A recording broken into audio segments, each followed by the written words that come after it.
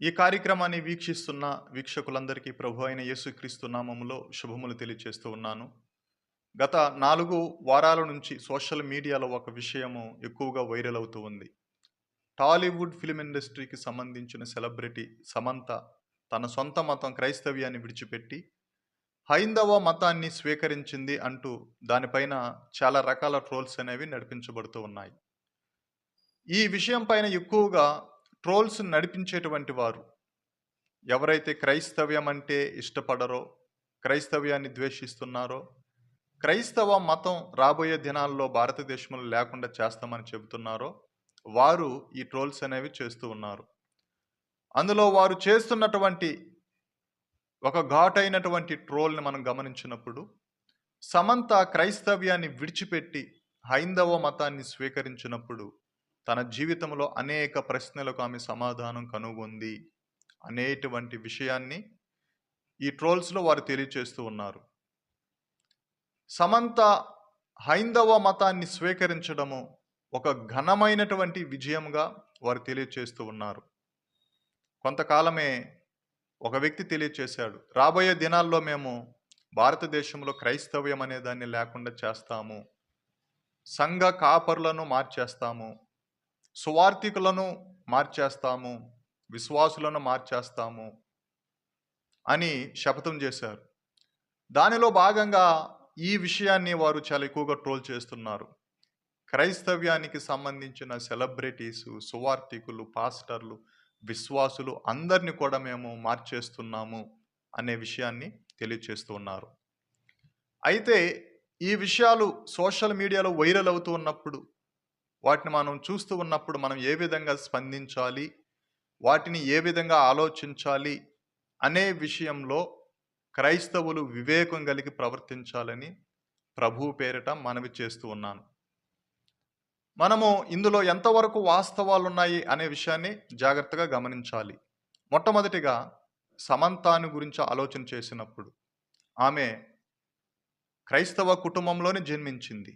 ఆమె పూర్తి పేరు సమంత రూతు ప్రభు, అందులో ఎలాంటి సందేహం లేదు. అయితే సమంత క్రైస్తవ భక్తి జీవితంలో ఆమె జీవించిందా అనేటువంటి విషయాన్ని ఆలోచన చేయాలి. సమంత క్రైస్తవ విశ్వాసానికి సంబంధించిన వ్యక్తేనా ఆలోచన చేయాలి. ఇక్కడ ఒక విషయాన్ని వీక్షకులు గమనించాలి. పరిశుద్ధ బైబిల్ గ్రంథం ప్రకారము ఎవరు క్రైస్తవులు అనబడతారు, ఎవరు క్రైస్తవ విశ్వాసులుగా పిలువబడతారు, దాని డెఫినేషన్ మనం బైబిల్లో గమనించినప్పుడు, ఒక మనిషి ఈ లోకములో ఎలాగ పుట్టాడో అలాగే చనిపోకుండా తాను పాపినని పాప సంబంధమైన జీవితాన్ని ఒప్పుకొని విడిచిపెట్టి ఈ లోకానికి వేరుగా, పాపానికి వేరుగా పరిశుద్ధమైనటువంటి జీవితాన్ని అవలంబించి యేసుక్రీస్తుని ఒక వ్యక్తి వెంబడిస్తే ఆ వ్యక్తి క్రైస్తవుడని పిలువబడతాడు. కొన్ని సందర్భాల్లో ఆ వ్యక్తికి కలిగిన శ్రమలను బట్టి నిరీక్షణ కోల్పోవచ్చు, కొంతవరకు యేసుక్రీస్తులో బలహీనుడు కావచ్చు. కానీ యేసుక్రీస్తులో అతను ముద్రించబడినటువంటి రక్షణ అనేటువంటి ఆ విషయంలో నుంచి ఆ వ్యక్తి ఎప్పుడు కూడా తప్పిపోడు. దేవుడు ఆ వ్యక్తిని నిలబడతాడు.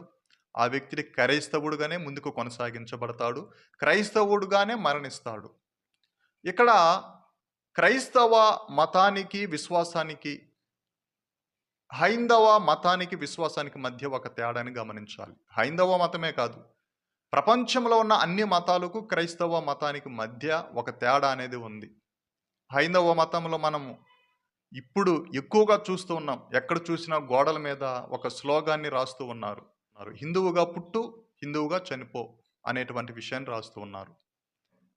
ఈ మాసంలోనే ఒక హైందవ ప్రఖ్యాతిగాంచినటువంటి ఫెస్టివల్ వినాయక చవితి అనేది జరిగించబడింది.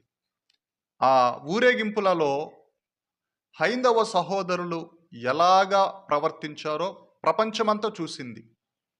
వెస్ట్రన్ కల్చర్లో ఉన్నటువంటి డీజేలతో, మద్యం మత్తులో వారు ఏం చేస్తున్నారో తెలియకుండా ఘోరమైనటువంటి వికృతమైన చేష్టాలతో బయట ప్రజలకు అభ్యంతరాన్ని కలిగిస్తూ అధిక శబ్దాలతో ఆ ఊరేగింపులు జరిగించి ఎంతోమందికి అభ్యంతరాలు కలిగించారు. ఏ ఒక్క బ్రాహ్మణుడైనా, పూజారి అయినా, మత గురువులైనా వారు చేస్తున్నది అపచారము అనేటువంటి మాటని ఒక వ్యక్తి కూడా ప్రస్తావించలేదు, మాట్లాడలేదు. అది తప్పు, పాపం అనేటువంటి విషయాన్ని తెలియచేయలేదు. వారు అదే విధంగా ప్రవర్తించారు. అదే విధంగా ఈ ఊరేగింపులన్నీ కూడా జరిగించారు. మీరు నా మాటను బట్టి కాదు, సోషల్ మీడియాలో ఉన్నటువంటి అనేక వీడియోలను చూడండి. ఎంతో ఘోరంగా ఈ పండుగలలో మన హైందవ సహోదరులు ప్రవర్తించారో మనం చూస్తాం. అయితే క్రైస్తవ మతంలో ఒక మనిషి క్రైస్తవుడిగా పుట్టి క్రైస్తవుడిగా చచ్చిపోతే పర్వాలేదు అని బైబిల్ చెప్పడం లేదు ఎక్కడా కూడా. ఒక వ్యక్తి క్రైస్తవ మతంలో పుట్టినప్పటికీ కూడా ఆ వ్యక్తి వ్యక్తిగతంగా యేసుక్రీస్తుని గురించి తెలుసుకోవాలి. రక్షణ అనుభవంలోనికి నడిపించబడాలి. తన జీవితంలో తాను మాట్లాడేటువంటి మాటలను బట్టి జీవించే జీవన విధానంలో పాపం అనేది తనను పరిపాలిస్తుందని గుర్తించాలి. అవినీతికరమైన పాప సంబంధమైన కార్యాలను ఆ వ్యక్తి చేస్తూ ఉన్నప్పుడు అది పాపమని గుర్తించి యేసుక్రీస్తు యొక్క వాక్యం చేత తన జీవితాన్ని ఆయన దగ్గరకు వచ్చి ఒప్పుకొని విడిచిపెట్టి సమస్త దుష్టత్వానికి దూరంగా వచ్చి యేసుక్రీస్తుని విశ్వసించి ఆ వ్యక్తి క్రీస్తునందు విశ్వాసం ఉంచినప్పుడు క్రైస్తవుడుగా, క్రైస్తవురాలుగా పిలువబడతారు. అంటే పాపానికి, దుష్టత్వానికి ఒక వ్యక్తి వేరైపోయి ప్రత్యేకమైన వ్యక్తిగా జీవించినప్పుడే క్రైస్తవుడు, క్రైస్తవురాలు అని బైబిల్ వారిని నిర్ధారణ చేస్తుంది. అది ఒక క్రైస్తవ కుటుంబంలో పుట్టిన వ్యక్తి, ఆ వ్యక్తి యొక్క జీవితంలో అది జరిగించబడకపోతే ఆ వ్యక్తి క్రైస్తవుడు కాదు, క్రైస్తవురాలు కాదు. కాబట్టి ఒక వ్యక్తి ఈ లోకంలో శారీరరీత్యాగా పుట్టినా కూడా ఆ వ్యక్తి తిరిగి జన్మిస్తేనే క్రైస్తవుడుగా, క్రైస్తవురాలుగా పరిశుద్ధ బైబిల్ గ్రంథం గుర్తిస్తుంది. కానీ ఇతర మతాల్లో అది లేదు. నువ్వు ఆ మతంలో పుట్టి వేరే మతంలోకి వెళ్లకుండా ఉంటే చాలు. మతం యొక్క సంఖ్యను బట్టి, మతం యొక్క బలాన్ని బట్టి ఇతర మతాలు చాలా గొప్పగా ఫీల్ అవుతాయి. కానీ క్రైస్తవ్యంలో ఎవరున్నా, ఎవరు లేకపోయినా, ఎంతమంది ఉన్నా లేకపోయినా, పేదలైనా, దారిద్ర్య రేఖకు దిగునో బ్రతికేటువంటి వ్యక్తులైనా నువ్వు యేసుక్రీస్తు దగ్గరకు వస్తే పాపాన్ని, దుష్టత్వాన్ని విడిచిపెట్టి పరిశుద్ధుడిగా జీవించాలని, తిరిగి జన్మించాలని ఆజ్ఞాపిస్తూ ఉంది. ఈ సందర్భంలో సమంత యొక్క జీవితాన్ని మీరు పరీక్షించండి. ఆమె అలాంటి జీవితం జీవించిందా? ఆమె తిరిగి జన్మించిందా? లోకంలో ఉన్న పాపాన్ని విడిచిపెట్టిందా? దుష్టత్వాన్ని విడిచిపెట్టి జీవించిందా? అలాంటి ఏమి చేయలేదు ఆమె. క్రైస్తవ కుటుంబంలో ఆమె పుట్టింది కానీ ఆమె లోకానుసారమైనటువంటి జీవితాన్ని కొనసాగిస్తూ ఉంది. ఆమె లోకంలో బ్రతుకుతూ ఉంది, లోక సంబంధంగా జీవిస్తూనే ఉంది. కానీ ఆ మారు మనసు పొందలేదు, యేసుక్రీస్తుని సొంత రక్షకుడిగా అంగీకరించలేదు. ఒకవేళ ఆమె యేసుక్రీస్తుని సొంత రక్షకుడిగా అంగీకరించుంటే తన జీవన విధానంలో ఆ మార్పును మనం ఖచ్చితంగా చూసుండేవాళ్ళం. టాలీవుడ్ ఫిలిం ఇండస్ట్రీలో మరొక సెలబ్రిటీని పరిచయం చేస్తాను. నగ్మా మనందరికీ తెలుసు. చాలా పెద్ద పెద్ద మూవీస్లో ఆమె నటించింది. అయితే ఒక రోజున యేసుక్రీస్తు చేత ఆమె ఎన్కౌంటర్ చేయబడినప్పుడు, యేసుక్రీస్తుని గురించి తెలుసుకున్నప్పుడు తన జీవితంలో సమస్త దుష్టత్వాన్ని విడిచిపెట్టి ఇదంతా పాపము, ఇది ఒక మనిషి జరిగించకూడదు అనేటువంటి కాన్షియస్లోనికి ఆమె వచ్చింది. వెంటనే ఫిలిం ఇండస్ట్రీకి గుడ్ బై చెప్పి చెన్నైలో ఒక ఆత్మ సంబంధమైనటువంటి సహవాసంలో ఆమె కొనసాగించబడుతూ ఉంది, ఒక మంచి క్రైస్తవురాలుగా. ఒక మనిషి తిరిగి జన్మించినప్పుడు అది ఫిలిం ఇండస్ట్రీ కావచ్చు, మనిషికి భూతల స్వర్గాన్ని ఇచ్చేటువంటి ప్రపంచం కావచ్చు, అది ఇదేనైనా కూడా తిరిగి జన్మించిన ఒక క్రైస్తవుడు వెంటనే విడిచిపెట్టి ఆ పాపములో నుంచి, లోకములో నుంచి బయటకు వచ్చేస్తాడు. అది రక్షించబడిన వారి జీవితంలో మనం చూస్తాం. సినీ నటి నగ్మా యొక్క జీవితంలో దాన్ని మనం చూసాం. ఆమె రక్షించబడింది కాబట్టి ఆ పాప లోకంలో నుంచి బయటకు వచ్చింది. సమంత గనుక తిరిగి జన్మించి రక్షించబడుంటే ఆమె కూడా ఆ విధంగా ఫిలిం ఇండస్ట్రీకి గుడ్ బై చెప్పి తన కుటుంబంతో కలిసి యేసుక్రీస్తుని ఆరాధించుండేది, సేవించుండేది. దీనిని బట్టి సమంత తిరిగి జన్మించలేదు, ఆమె క్రైస్తవురాలు కాదు. అందుకే తన జీవితంలో ఏదో ఒక మానసిక రుగ్మతలతో ఆమె బాధించబడుతూ ఉంది కాబట్టి ఇక్కడ కాకపోతే ఇంకొక దగ్గర నాకు మనశ్శాంతి దొరుకుతుంది. ఈ దేవుడు కాకపోతే ఇంకొక దేవుని దగ్గర నాకు నెమ్మది దొరుకుతుంది అనేటువంటి ఒక ప్రయాసంలో ఆమె అనేక పరిశోధనలలో ఇది కూడా ఒక భాగం అయ్యుండొచ్చు. విదేశీ కల్చర్‌లో మనం గమనించినప్పుడు ఎక్కువ శాతం మంది మనుషులు ఇదే చేస్తుంటారు. డబ్బుంటది, చదువుంటది. అన్నీ ఉన్నా కూడా వాళ్ళకి నెమ్మది దొరకదు, మనశ్శాంతి దొరకదు. జీవితంలో ఏదో కొదువైపోయింది, ఏదో లోటయింది అనే దాని మీద పరిశోధనలు చేస్తూ ఉంటారు. భారతదేశానికొస్తారు. ఇక్కడ హైందవ మతాన్ని స్వీకరిస్తారు. హైందవ పద్ధతులు పాటిస్తారు. అరబ్ దేశాలకెళ్తారు. అక్కడ నమాజ్‌కెళ్తారు. మసీదుల చుట్టూ తిరుగుతారు. మరొక చోటకెళ్తారు. ఇంకొకటి చేస్తారు. వీరు ప్రపంచమంతా కూడా తిరుగుతూ ఉంటారు. జీవితంలో మనశ్శాంతి, నెమ్మదనేది వీరికి ఎప్పటికి కూడా దొరకనే దొరకదు. కాబట్టి సమంత కూడా తన జీవితంలో ఏదో నెమ్మది కొరకు ఆమె అటువైపునకు హైందవ మతం వైపునకు వెళ్ళి ఉండొచ్చు. రెండవది, ఆమె మీడియా ముందుకొచ్చి స్పష్టంగా నేను క్రైస్తవ మతాన్ని విడిచిపెట్టి నేను హైందవ మతాన్ని స్వీకరిస్తున్నాను అని పబ్లిక్‌గా చెప్పినటువంటి విషయం ఇంకా రాలేదు. ఆమె ఒక హైందవ మత గురూజీని జగ్గి వాసుదేవ్‌జీ గారిని కలుసుకున్నటువంటి ఫోటోలు వైరల్ అవుతున్నాయి. తన ప్రైవేట్ డివోషనల్ టైంలో కొంతమంది దేవుళ్ళను ఆమె ఆరాధిస్తున్నటువంటి ఫోటోలు వైరల్ అవుతూ ఉన్నాయి. వాటిని బట్టి ఆమె హైందవ మతాన్ని స్వీకరించిందని కొంతమంది నెటిజన్లు కామెంట్ చేస్తూ ఉన్నారు. ఏది ఏమైనప్పటికీ సమంత క్రైస్తవ్యాన్ని విడిచిపోవడానికి ఆమె క్రైస్తవురాలుగా జీవించలేదు. ఆమె లోకానుసారంగా జీవించింది. లోకంలోనే బ్రతుకుతూ ఉంది. ఆ సమయంలోనే ఆమె మరొక మతం వైపు మొగ్గు చూపింది. ఈ విషయాన్ని బట్టి మనకు అర్థమయ్యేటువంటి విషయం, ఒక నిజమైనటువంటి క్రైస్తవ విశ్వాసం అనేది అది ఎప్పుడు కూడా చెదిరిపోదు.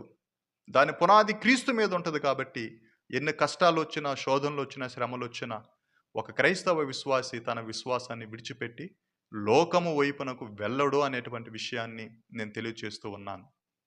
దానికి ఏదైనా ఒక ప్రూఫ్ గనక మీరు అడిగితే దానికి నేను మీకు ఒక ఆధారం చూపిస్తాను. ఇటీవల కాలంలో రాధా మనోహర్ దాస్ అనేటువంటి ఒక హైందవ మత ప్రబోధకులు, ఆయన ఎక్కువగా సోషల్ మీడియాలో మనం చూస్తూ ఉంటాం. ఎప్పుడు ఈ ఎడారి మతాలు అని క్రైస్తవులను, ముస్లింలను దూషిస్తూ ఉంటాడు. అవి నశించిపోవాలని కోరుకుంటూ ఉంటాడు. ఆయన ఒక రైలు ప్రయాణంలో ఉన్నప్పుడు ఒక ప్లాట్ఫామ్ మీద ట్రైన్ ఎక్కడానికి రైల్వే స్టేషన్‌లో వెళ్తూ ఉన్నాడు. ఈ రాధా మనోహర్ దాస్ గారు ఒకసారి రైల్వే స్టేషన్‌లో అడుక్కుంటున్నటువంటి కుష్టి వ్యాధి కలిగినటువంటి ఒక బాధితురాలు భిక్షాటన చేస్తూ ఉంది రైల్వే స్టేషన్‌లో. ఆమె క్రైస్తవురాలుగా ఆయన గుర్తించి దగ్గరికెళ్ళాడు. మొదట రూ. 50 ఇచ్చాడు. తర్వాత రూ. 100 ఇచ్చాడు. యేసుక్రీస్తుని విడిచిపెట్టి హైందవ మతం వైపు వచ్చే విధంగా ఆమెను మాట్లాడించడానికి ప్రయత్నించాడు. కానీ ససేమిరా ఒప్పుకోలేదు ఆమె. యేసుక్రీస్తు నా దేవుడు. ఆయనే నన్ను బాగు చేశాడు. ఆయనతోనే నేను బ్రతుకుతానని చాలా కరాఖండిగా చెప్పింది. దీన్ని బట్టి మనకు అర్థమయ్యేది ఏంది? యేసుక్రీస్తుని దేవునిగా ఒక వ్యక్తి ఎరిగితే, తెలుసుకుంటే, ధనమున్నా లేకపోయినా, ఈ లోకంలో ఒక పరిస్థితి అనేది ఉన్నా లేకపోయినా, ఆరోగ్యమున్నా లేకపోయినా, దేవుడి మీద విశ్వాసం ఉంచినవాడు తన జీవితంలో దేనికి కూడా లొంగడు. డబ్బుకు లొంగడు, మరణానికి లొంగడు. చివరి వరకు కూడా క్రీస్తుకు నమ్మకంగా, సాక్షిగా జీవిస్తాడనేది ఆమె జీవితం ద్వారా సోషల్ మీడియాలో ప్రపంచమంతా తెలుసుకుంది. క్రైస్తవులు ఎప్పటికీ దేని చేత మార్చబడరు. క్రైస్తవులైన వారు దేని చేత ఎప్పుడు కూడా మార్చబడరు అనేటువంటి విషయాన్ని ఆయన ప్రత్యక్షంగా చూశాడు, విన్నాడు. దాన్ని మనం అందరం కూడా సోషల్ మీడియాలో గమనించాం. అంటే ఆయన అంత వేద పండితుడయ్యుండి ఆమెకు బోధించిన బోధ చేత క్రైస్తవ్యాన్ని విడిచిపెట్టి హైందవ మతం వైపునకు రావడానికి ఆయన ప్రయత్నం అనేది విఫలమైపోయింది. ఈరోజు చాలామంది అంటున్నారు, మేము పాస్టర్లను మార్చేస్తున్నాము, సెలబ్రిటీలను మార్చేస్తున్నాము, విశ్వాసులను మార్చేస్తున్నామని. వారందరూ కూడా క్రైస్తవులు కాదు. క్రైస్తవ మతంలో ఉన్నటువంటి వేషధారులై ఉంటారు. లేకపోతే క్రీస్తుని ఎరగనటువంటి వ్యక్తులై ఉంటారు. అందుకే వాళ్ళు ఒక శ్రమ వచ్చినప్పుడు, ఒక కష్టం వచ్చినప్పుడు జీవితాలను మార్చుకొని వేరొక ప్రయత్నంలోనికి ముందుకు నడిపించబడతారు. కాబట్టి ప్రియమైనటువంటి క్రైస్తవ సంఘమా, ఈ విషయంలో మనం గమనించవలసింది, పేదవాడైనా, చదువు లేనివాడైనా, మోటువాడైనా, ఒకసారి తిరిగి జన్మించినటువంటి ఒక వ్యక్తి ఎట్టి పరిస్థితుల్లో కూడా క్రీస్తుని విడిచిపెట్టడు. అవసరమైతే మరణం వరకు తనను తాను నడిపించుకుంటాడు. ఈ సమయంలో క్రైస్తవ సమాజం అంతా కూడా ఒక విషయాన్ని గుర్తించాలి. ఇది చివరి గడియ. ఈ లోకములో ఉన్న విషయాలు నాశనానికి నడిపించబడుతున్నటువంటి గడియ. ఈ గడియలోనే దుష్టుడైన సాతానుడు అనేకులను అధైర్యపరిచి అవిశ్వాసంలోనికి నడిపిస్తాడని మన ప్రభువు ముందుగానే చెప్పాడు. ఈ రోజున కొంతమంది మేము పాస్టర్లనే మార్చేస్తున్నాం, విశ్వాసులనే మార్చేస్తున్నాం, సెలబ్రిటీలనే మార్చేస్తున్నాం అని చెప్పినప్పుడు వివేకముగా ఆలోచించకపోతే అందులో క్రైస్తవులు ఖచ్చితంగా అధైర్యానికి గురైపోతారు. అవునా, క్రైస్తవ్యము నాశనానికి నడిపించబడుతుందా అనే ఆలోచనలోకి వస్తారు. యోహాను సువార్త 10వ అధ్యాయము 27వ వచనంలో మన ప్రభువైన అయిన యేసుక్రీస్తు చెప్పినటువంటి మాటను మనం గుర్తుకు తెచ్చుకోవాలి. నా గొర్రెలు నా స్వరము వినును, నా చేతిలో నుంచి వాటిని ఎవడు కూడా అపహరించలేడు. నేను వాటికి నిత్య జీవాన్ని ఇస్తున్నాను, వాటిని నడిపిస్తాను, వాటిని సంరక్షిస్తాను, కాపాడుతానని ప్రభువైన యేసుక్రీస్తు తెలియజేశారు. కాబట్టి మనిషికి భ్రమణ కలిగించేటువంటి విషయాలు ఈ సోషల్ మీడియాలో ఎక్కువగా జరిగించబడుతున్నాయి. కొన్ని సందర్భాల్లో క్రైస్తవుల ద్వారా కూడా జరిగించబడుతూ ఉన్నాయి. కాబట్టి నీ విశ్వాసాన్ని అంతం వరకు నువ్వు తుదముట్టించాలని ఆ రైల్వే స్టేషన్లలో రాధా మనోహర్ గారికి దృఢమైనటువంటి విశ్వాసం యొక్క సాక్ష్యాన్ని ఇచ్చిన ఆ వృద్ధురాల్లాగా మనం కూడా అంతం వరకు మన విశ్వాసాన్ని ముందుకు కొనసాగించాలని, ఇలాంటి పుకార్లకు మనం ఏమాత్రం కూడా తల వంచకుండా ముందుకు నడిపించబడాలని ప్రభువు పేరిట తెలియజేస్తూ ఉన్నాను. ప్రభు మనల్ని దీవించును గాక. ఆమేన్.